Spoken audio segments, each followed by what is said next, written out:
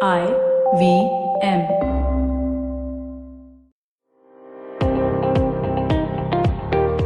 Welcome to All Things Policy, a daily podcast by the Takshashila Institution.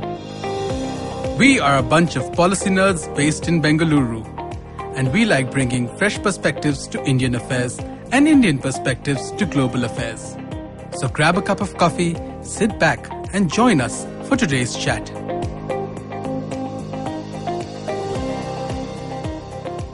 Hello, folks, and welcome to All Things Policy. The rivalry between India and China is one that is likely to endure and perhaps intensify for many years to come.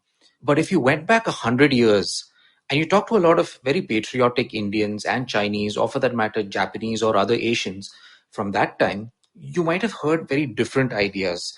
These would be ideas about unity between the colonized, ideas about what came to be known as Pan-Asianism. One notion of this is the idea that India and China would join hands and lead the world together, 20th century and early 21st century. Today, I'm joined by Anirudh, who's been reading up on the subject, in fact, as part of a little project that we're both working on. And as often happens, when you start reading on a subject, you begin to realize how deep the rabbit hole goes. And I think Anirudh is at that very happy stage right now, and it's great to get him on this podcast to talk about this subject. So firstly, welcome, Anirudh. Hey, what's up? Hey, so I want to start by asking you the most basic question that any such episode ought to start with, which is, what on earth is Pan-Asianism? Because it sounds so weird to us today. Pan-Asianism is it's a very interesting idea. It has nothing to do with kitchen utensils. Instead, it's more about how India and China supposedly are essentially the elder brothers who have led Asia into this glorious age of civilization, as it were. It's based on this idea that India and China have a very deep shared historical experience that is defined primarily through Buddhism and Buddhist ties between both these regions. And more importantly, that this relationship between India and China and ideas that have originated in India and China have deeply and profoundly shaped all of Asia, and in more recent history, both India and China went through very similar, very brutal colonial experiences, which created supposedly these bonds of solidarity. And the idea behind Pan-Asianism was that if India and China, which were these historically, these great kind of parents of Asian civilization, as it were, if they were to overthrow the shackles of colonialism and kind of come together, then that they could lead Asia broadly into a kind of golden age where it would once again peacefully dominate the world. It's based on a whole bunch of rather optimistic readings of history. In fact, a lot of Pan-Asianists believed that no Asiatic countries had ever fought with themselves before the arrival of the Europeans. A lot of them genuinely believed that the ideals of Buddhism could somehow lead to a kind of utopian Asian century, as it were. And that somehow these civilizational affinities, quote unquote, between India and China would lead to brotherhood between the two most populated regions of the world, and that they would lead the world together into an age of peace and plenty and prosperity. It's very interesting to see all these ideas being put about in the early 20th century, given what we know about the travails of colonialism, and given how difficult actual communication between these regions were, and given what we know about the colonialism faced by the Chinese at the hands of the Japanese and by the Indians at the hand of the British.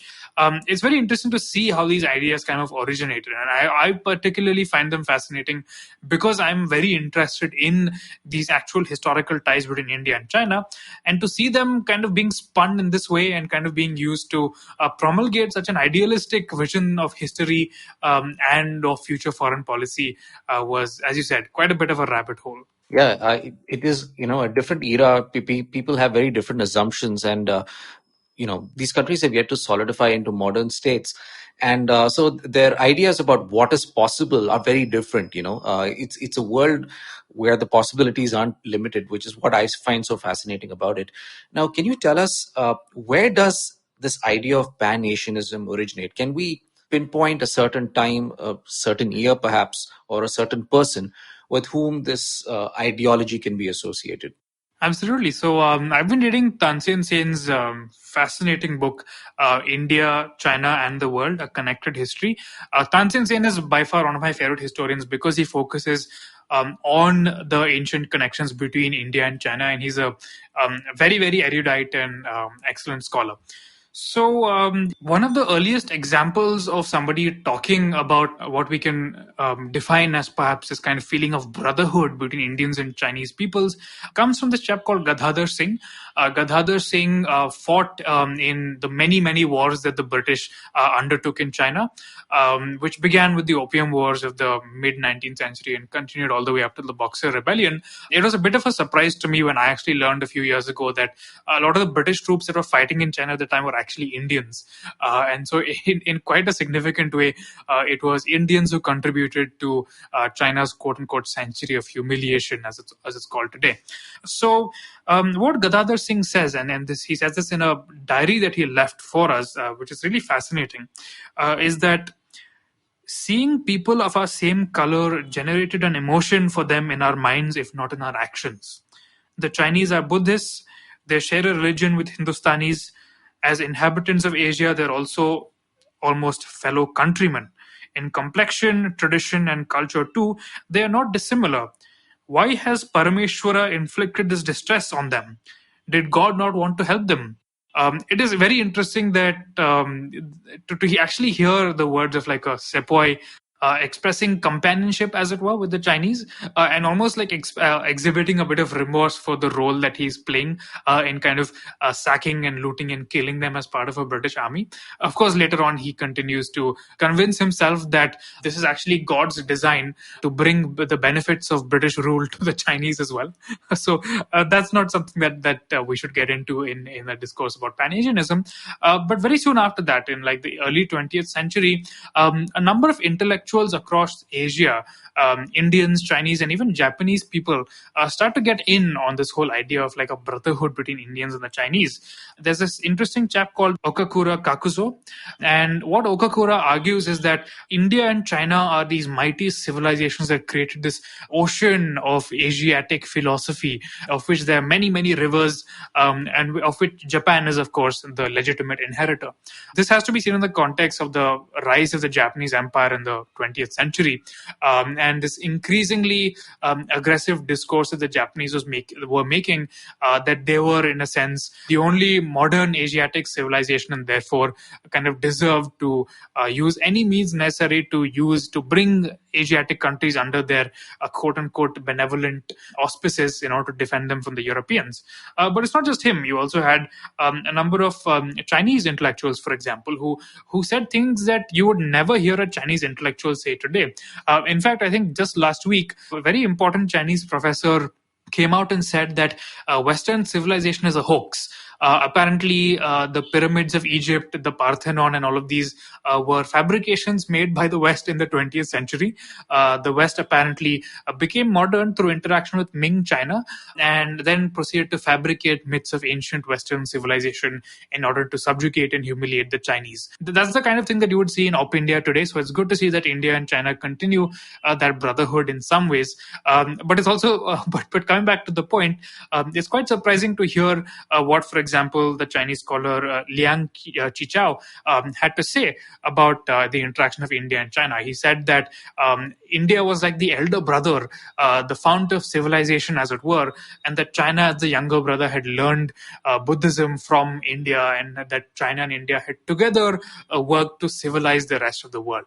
That's an interesting take. And you also had, of course, Indian scholars who would say very similar things.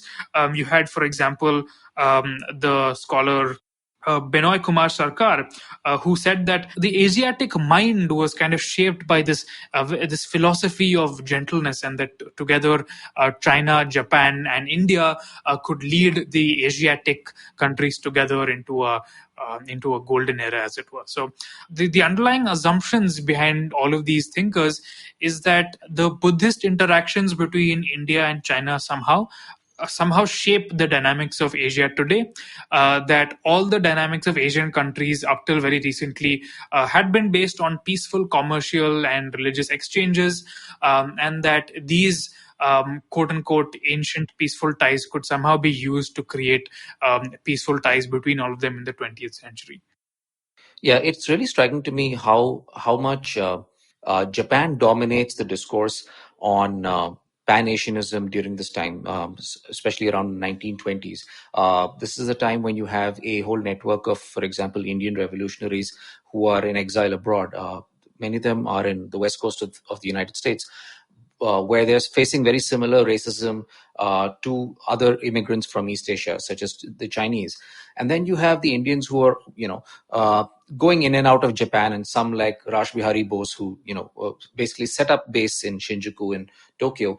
And all of these people are interacting with the Japanese. They see Japan as a model for themselves. If you go back even to Nehru's autobiography, he talks about how the Russo-Japanese War of 1904-5 gave him great inspiration because it was evidence of an Asian power defeating a European power. So, psychologically, there is a great appreciation or an admiration, perhaps even awe of the Japanese. And, one of these revolutionaries, for example, Taraknath Das, blatantly just said that, India and China should break free and rule Asia under the rubric of the Japanese.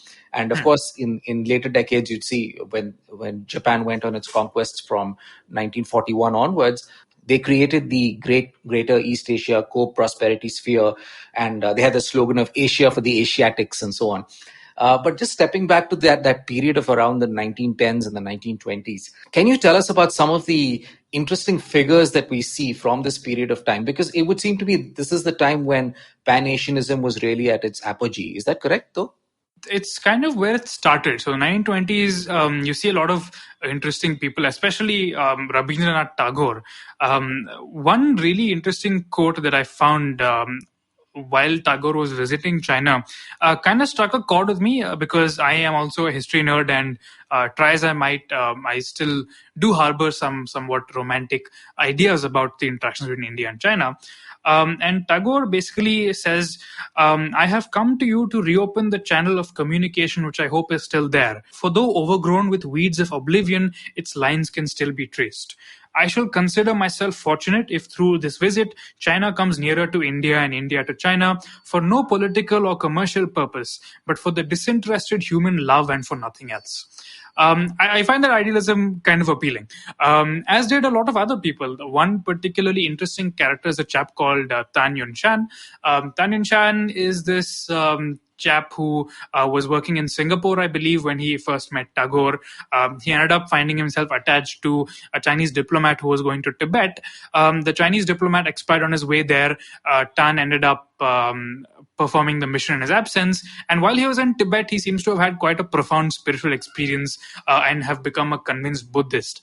After that, he ended up going back to China, which was then under the control of the Kuomintang. And he proved himself to be quite a networker. He made friends with quite a few high Kuomintang officials, and then eventually returned to India, began to work with Tagore and set up China Bhavan in Vishwabharati University. As the director of China Bhavan, Tan Yun Shan wrote a whole bunch of papers and journal articles about the quote-unquote peaceful ties and the religious exchanges between India and China, and stressing upon their commonalities and their shared brotherhood and whatnot.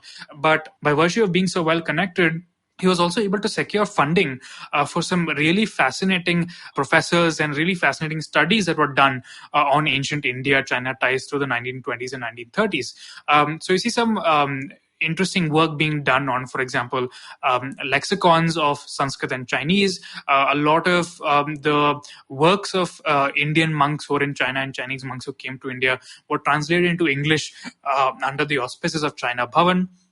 You also had this really interesting Chinese monk called Taishu. Taishu, and again, so he's a Buddhist, happened to go to Tibet, and he led this delegation of Chinese people all across much of Asia and India, interacting with Buddhist communities, interacting with important political leaders, and really making Buddhism a much more relevant and powerful political force than it had been for quite a while. So you keep coming across interesting characters like that. It's kind of cool to see the ideas that they had, the idealism that they had. Another interesting chap is this an Indian scholar called P.C. Bagchi. Bagchi would not have agreed with Tan Yunshan's interpretation of this totally peaceful India-China dynamic shaping the rest of Asia. Instead, he had this idea that there was such a thing as Greater India and Greater China, or these kind of cultural spheres that were shaped by the cultures of these two great regions. But under all this, there's this kind of underlying assumption, right? That firstly, the primary dynamic between these two regions was religious. Secondly, that this was always a peaceful dynamic. And thirdly, that the modern day nation states of India and China, which had these profoundly different historical trajectories as we know today, were somehow united by the fact that they had that particular regions within them had these interactions. It's kind of interesting. Nobody in medieval India or medieval China would have agreed with anything that these guys were saying. But the idealism and the way that they went about kind of trying to establish their own political agendas of, for example, making Buddhism more relevant or trying to push for a more idealistic and more peaceful interaction between modern India and China. It's kind of interesting to see how they're trying to turn to history to justify it. And it's also interesting to see some of the myths that we are familiar with today, such as India and China never invaded anybody in the last 5 bajillion years, really had their origins here. And though the field of historiography and history has kind of moved far beyond those myths, it's interesting to see how to this very day, majoritarian parties in both India and China will repeat those same talking points while also ignoring or paying lip service to the talking points about the peaceful Buddhist interactions between the regions. That's so interesting because what it seems to me that this is, on the one hand, a period in which there was not just greater interaction, but also the beginnings of some serious study into the shared history of India and China. And yet it was also this period of myth making, some of which is obviously politically motivated in the context of colonialism and an attempt to contrast Asian powers against European powers. Now, how does Pan-Asianism survive the second great cataclysm of the 20th century? How does it survive, or does it survive the Second World War? In a sense, yes. And according to some scholars, the peak of Pan-Asianism was really after the Second World Wars. That is kind of up for debate. There's a lot of complexities that are happening here, right? So it's not just the Second World War, but you also have these political clashes and revolutions that are happening in both India and in China. In India's case, it is going through the trauma of the Bengal famine and then partition, which leads to the deaths of millions of Indians. China goes through this absolutely savage civil war between the communists and the Kuomintang, which leads again to the death of millions. And then both the Congress and the Kuomintang, when they eventually come to power after the end of the war, are not as optimistic about India-China ties as all these intellectuals had been. Even though, as I mentioned earlier, Kuomintang officials were involved in the setting up of China Bhavan, and Jawaharlal Nehru, India's first prime minister, was also deeply involved in China Bhavan. His daughter Indira Gandhi actually studied at Vishwabharati University. Despite that, there was a lot of distrust between both sides. Once the Kuomintang and the INC actually found themselves in power, they were forced to reckon with geopolitical realities. And Tibet very soon became a bone of contention between both these regions. The Kuomintang, of course, believed that Tibet was essentially Chinese territory, that they had every right to do whatever they saw fit with Tibet. They also differed with Nehru on interpretation of the border. Nehru, on the other hand, was also a little bit iffy on Tibet. He did not commit to recognizing Tibet as part of Chinese territory very early on. And he also, a lot of the stuff that Nehru said about how India was ideally positioned to be a great global power as a result of history, as a result of geography, whatnot, were not very well received by the Kuomintang, and they were extremely cynical about it. From what Tansen Sen argues, it also seems that the IB, the Intelligence Bureau in India, was extremely suspicious of Chinese activities along the Himalayan border as well. So it seemed like Pan-Asianism would inevitably die out. The 1947 Asian Relations Conference that was held in Delhi was more or less a washout, with the Chinese creating a lot of protests about maps that depicted Tibet as an independent country, and so on. There was a lot of controversy. There was never a second Asian Relations Conference, and all in all, it seemed like Nehru's dream of like a Indian and Chinese century was more or less dead. But then things began to change with the rise of Chu and Lai. And Chu and Lai and Nehru had an interesting dynamic, and both of them together kind of really pushed once again for this idealism of Pan-Asianism. This very famous slogan, which Indians to this day are very familiar with. I'm not sure if Chinese still remember it. Is this idea of Hindi Chini Bhai Bhai, right? Both these leaders were constantly visiting each other's countries. All the geopolitical frictions that were under the surface were kind of brushed aside, and there was this whole bonhomie that was talked about how India and China were developing and they were brothers, blah blah blah blah blah. And there were some interesting moves as well in international conferences. It genuinely seemed for quite a while that Nehru and Chu and Lai, through creating this Panchsheel agreement, had found some kind of way for India and China to coexist and to at least be friends, if not allies, to at least be friends. But as I'm sure you can tell us, Aditya, Tibet grew increasingly into a bone of contention, and that in many ways sealed the fate of this idealistic Pan-Asianism, as it were. Yeah, Tibet was, I think, an unsurmountable obstacle for India-China relations because, there was both, like you said, both a disputed boundary and the question of the nationality of Tibet.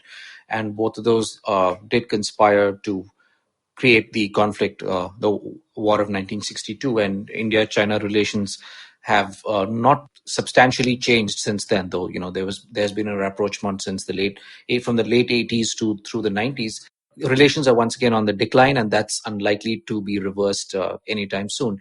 Now, you've already said that there's a lot of romanticism going on with Pan-Asianism, and indeed, it sounds hopelessly naive to us today. What I want to ask is, going back to what we were discussing about creating these romantic fictions, how accurate a reading of history is Pan-Asianism? Well, it's not very accurate, is the long and short of it. Strictly speaking, this quote unquote India China interaction is really an interaction between some polities and economies in the Gangetic Valley with some polities and economies in the Yangtze River Valley. How much of a continuity is there between these fairly limited political regimes and these vast, like almost subcontinent spanning regimes which contain millions, billions of people of many, many different ethnicities with very, very different historical trajectories? I don't really think there is that much of a connection.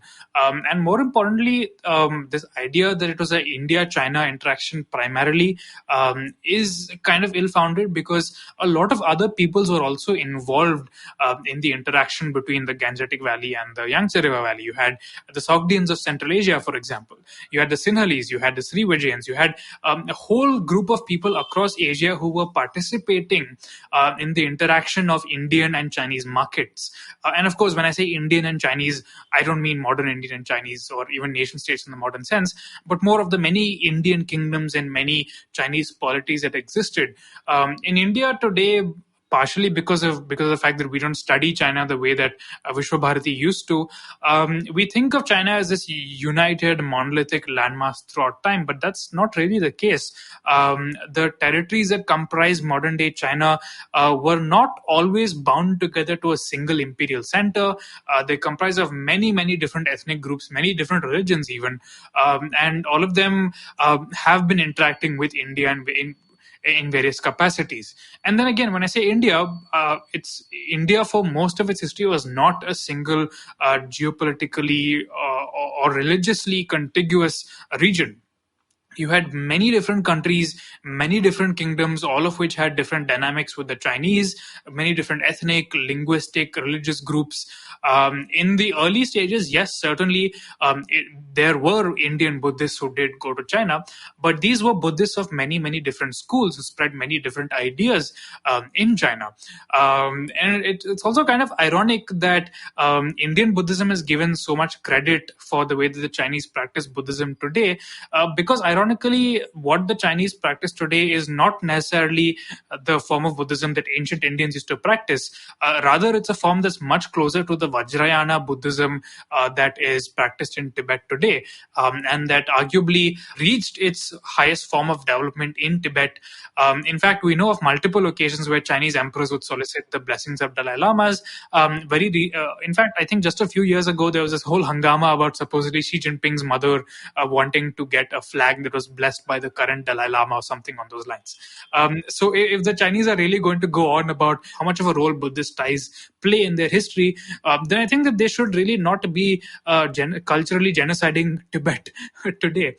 This ties back to arguments that I've had on all things policy before with Pranay, for example, right? This whole idea of civilizational states and civilizational histories guiding foreign policy is all just convenient nonsense that is very often made by foreign policy experts who haven't read a history book in apparently the last 50 years or so, because the reality of history is far more complicated than foreign policy would like us to believe.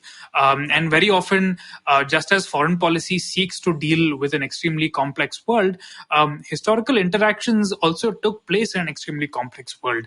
And we owe it to our own understanding of ourselves to see our history with the same kind of nuance and realism that we use to interpret foreign policy today. Awesome. That is a great summary, Anirudh. This is a great subject to talk about on a Friday, and we'll definitely have more such conversations in the near future. I'll leave you all with perhaps two book recommendations on Indian memoirs about China in the early 20th century. One, Anirudh mentioned Gadadhar Singh's memoir called Chin Mein Tera Maas in Hindi, or in China for 13 months. There is an English language translation that's now available.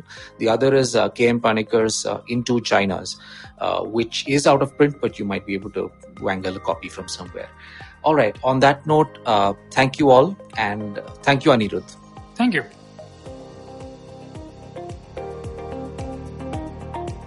If you liked our show, don't forget to check out other interesting podcasts on the IVM network.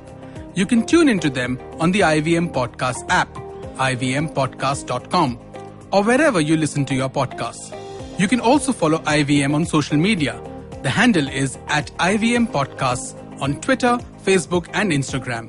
And hey, if you'd like to dive into Takshashila's research on technology, strategy, and economic affairs, check us out at our Twitter handle @TakshashilaINST or our website takshashila.org.in. I hope you enjoyed that show. If you aren't following us on social media, please do. We're IVM Podcasts on Twitter, Facebook, and Instagram.